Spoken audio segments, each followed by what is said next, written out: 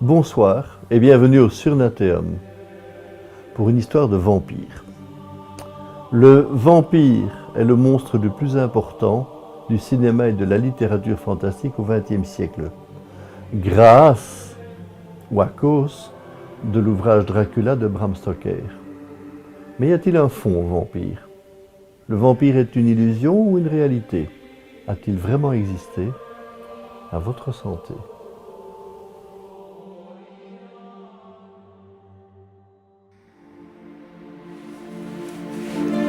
En efecto, hoy os voy a contar una historia de vampirismo de los cientos que corren por el mundo. El personaje se trata de Alice Scott, una muchacha de unos 30 años aproximadamente que vivía en Escocia. Tenía una gran pensión porque su familia era muy adinerada.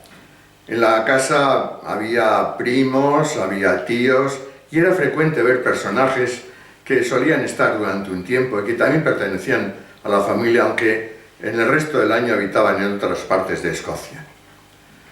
A Alice no le interesaba nada el mundo de los negocios y solía estar muy cercana a sus amigas que se interesaban por el ocultismo, el espiritismo, alguna de ellas echaba el tarot. Quizá penséis que una casa con tanta gente era un problema de convivencia, pero no es así, porque la casa era muy grande. En efecto, os lo voy a enseñar. Seguidme y lo vais a ver.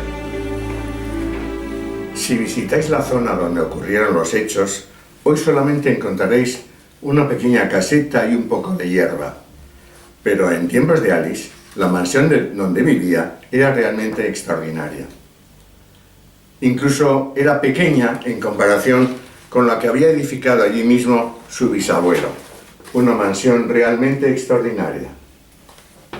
Lo cierto es que un día, una mañana de un viernes, Alice Scott apareció muerta en el salón de la casa. Tenía 2 punzamientos en el cuello y un cierto reguero de sangre alrededor. La policía se hizo cargo del asunto, inspeccionó la zona y vio que no existían ni ventanas ni puertas forzadas, lo cual les llevó a la conclusión de que alguien dentro de la casa había sido el que había cometido el asesinato. En aquellos momentos, las personas que estaban viviendo en la mansión eran las siguientes. Las vais a ver ahora.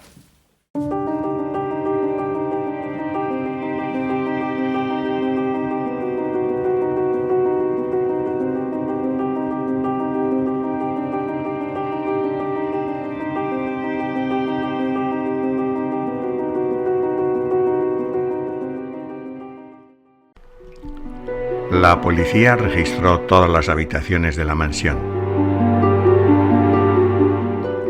En un rincón de una de las habitaciones menos utilizadas se encontró un cofre. En su interior un trozo de papel con extraños grafismos. Debajo un frasco decorado con un líquido rojo en su interior. Investigaciones posteriores llegaron a la conclusión de que se trataba de la sangre de Alice Scott, extraída seguramente de las 2 incisiones que tenía en el cuello. En cuanto al papel, un experto dedujo que era un sigil, es decir, una fórmula que se utilizaba en ceremonias mágicas.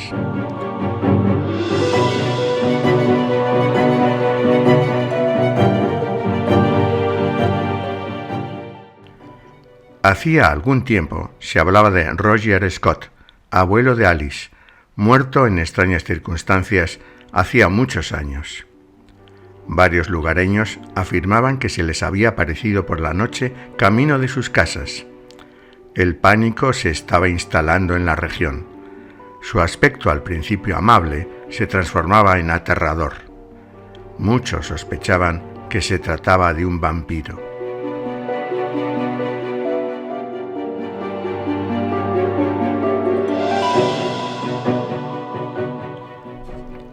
Para probarlo, alguien introdujo un crucifijo en su tumba.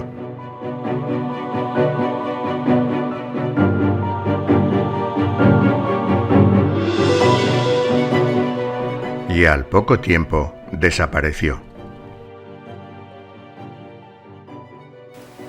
Edwin era el primo de Alice Scott. Era la persona más estudiosa de la familia. Había seguido las instrucciones de Agustín Calmet, el benedictino más famoso y documentado dentro de toda Europa sobre temas de vampirismo, y había observado que algunas de las características que él comentaba se estaban dando en el abuelo de Alice Scott, que tanta fama extraña estaba creando alrededor de la zona. Por eso se propuso poner en marcha un protocolo que el mismo Agustín Calmet consideraba impresionantemente fiable: el test de la sangre. En un portamuestras, Edwin colocó un poco de sangre de Alice. Luego, encima, colocó una señal de la cruz, de modo semejante a lo realizado en la tumba. Se cubrió con una campana y se esperó unos minutos. No cabía duda, la sangre estaba vampirizada.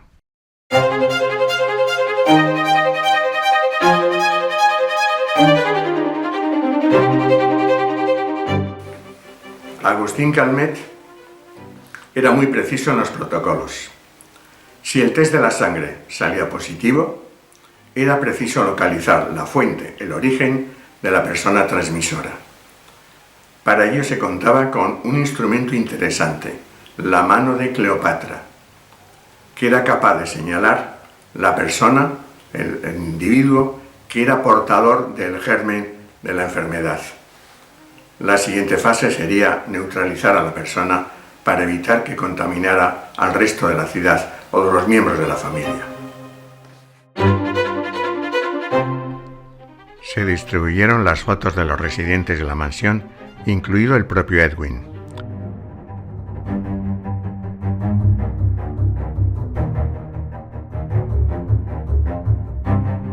Se colocó la mano de Cleopatra y se la impulsó.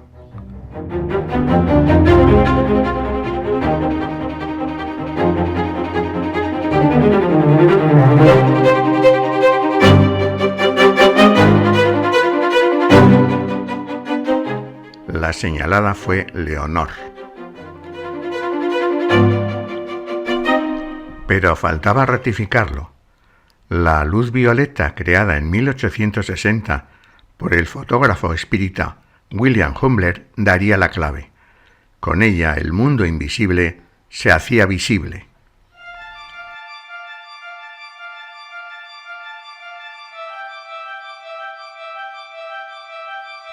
Se enfocó el papel encontrado y la confirmación llegó.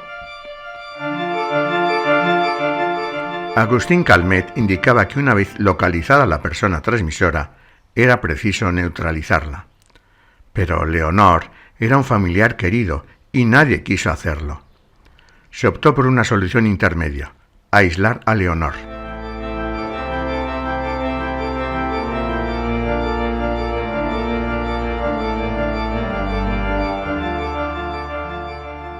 Este cofre representa la habitación donde se la encerró. Se añadió una carta de tarot a modo de garantía, según la tradición.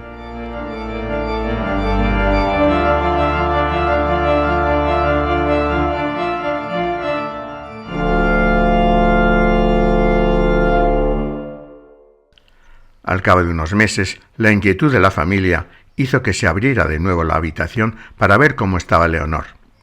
Pero ésta se había transformado.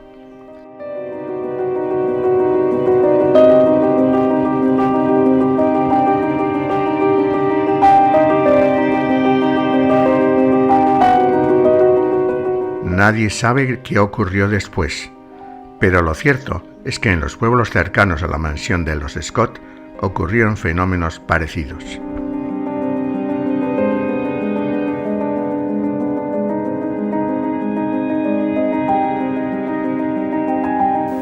Edwin, viendo lo que estaba ocurriendo a su alrededor, se marchó de la ciudad para pedir ayuda. Se dirigió a un convento de benedictinos donde estaba un cura muy famoso que había seguido las enseñanzas de Agustín Calmet con objeto de pedirle consejo. Una vez expuesto el caso por Edwin, el benedictino, que se llamaba Fray Luis, estuvo meditando en el cementerio adosado a la iglesia tratando de buscar una solución.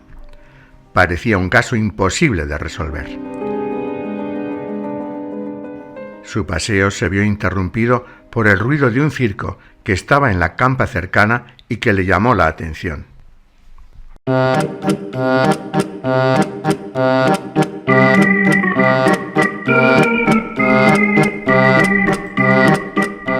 Habían amaestrado una rana y al sonido de la música era capaz de avanzar por una estrecha tabla como un experto funámbulo. «El poder de la música», exclamó Fray Luis. Rápidamente dispuso todo para que a partir de las 12 de la noche todos los órganos de las iglesias de la región entraran en acción a la misma hora e inundaran de sonido valles y aldeas.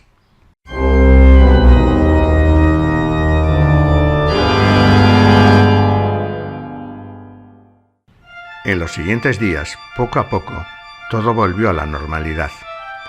La gente se recuperó de sus malformaciones. También lo hizo Leonor, que al final salió de su reclusión. Y es que la música eleva el espíritu, y donde hay un espíritu engrandecido, no cabe la maldad. Entonces, Fray Luis recordó la frase de Robert Schumann: «La música es el lenguaje que me permite comunicarme con el más allá». Y desde entonces, la pasión por la música se implantó en todos los habitantes de la comarca.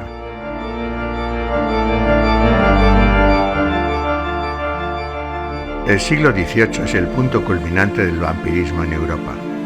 En este periodo se multiplicó la fabricación de utensilios, protocolos y libros que indicaban cómo defenderse de un ataque vampírico. La literatura fantástica y el cine han incrementado el misterio hasta nuestros días.